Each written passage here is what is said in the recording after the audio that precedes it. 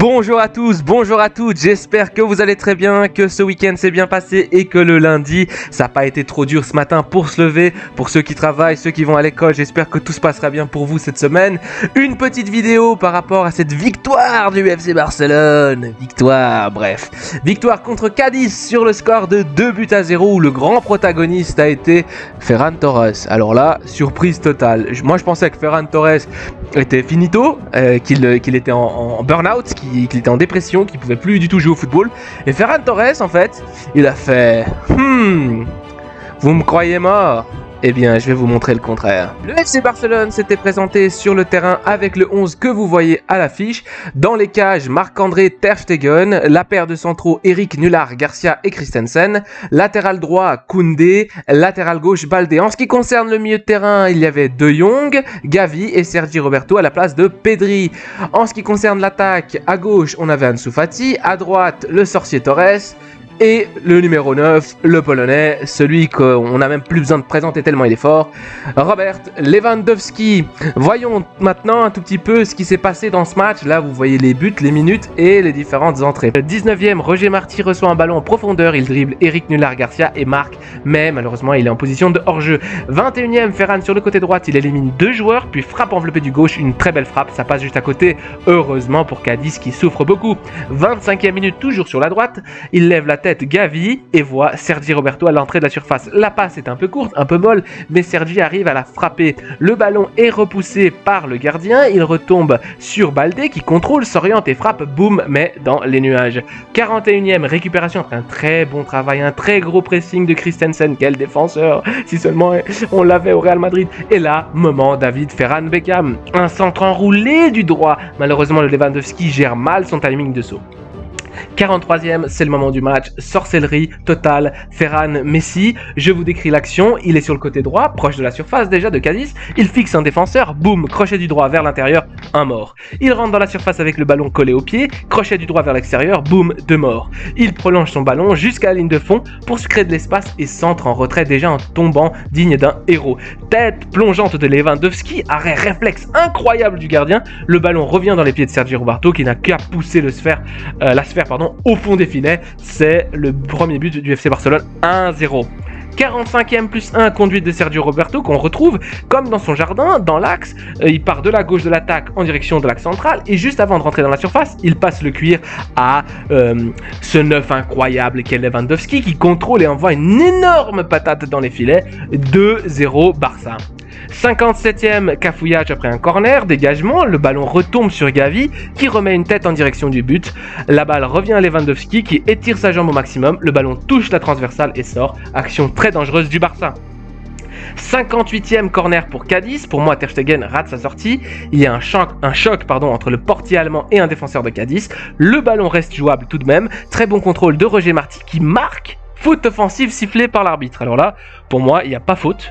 C'est juste un mauvais timing de Ter Stegen et pour moi là, il devrait y avoir 2-1. Mais bon, c'est pas le cas. On continue. 79e minute, superbe travail de guerrier de Chris Ramos. L'attaquant est rentré à la place de Roger Marti pour Cadiz qui réussit à se faufiler donc entre 5 joueurs du Barça avant de frapper. Le casse-pied de gardien allemand nous sort un arrêt réflexe magique. Il est casse-pied ce Ter Stegen. Le ballon touche encore le poteau droit de la cage catalane avant de sortir. Ça fait beaucoup de poteaux dans ce match.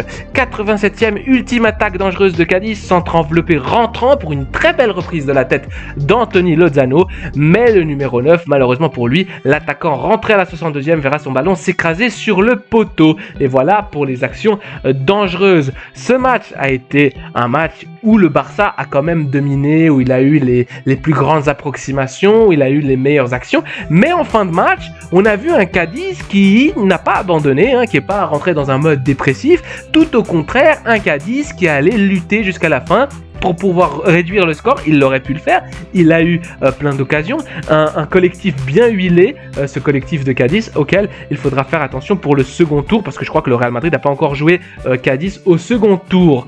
Voilà.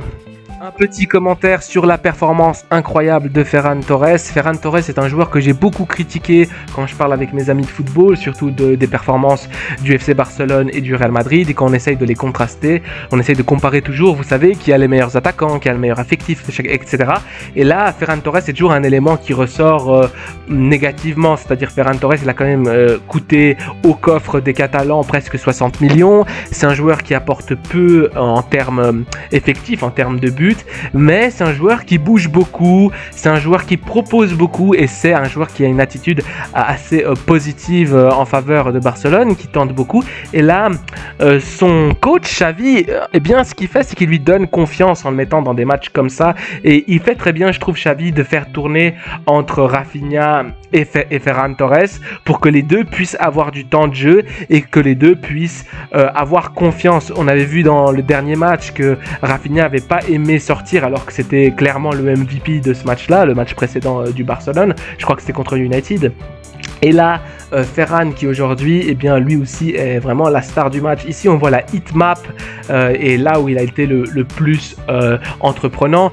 On voit en rouge, c'est vraiment les espaces, les régions marquées où il a plus tenté de choses. Il était vraiment dans cette zone très percutant. Il proposait que ce soit des actions, des courses dans le dos, que ce soit des tentatives de dribble en 1 contre 1. On revoit le but qu'a marqué Sergi Roberto. On pourrait l'attribuer clairement à Ferran, tellement c'est Ferran qui, à l'image de Messi, vraiment vient et élimine 2 joueurs de façon spectaculaire.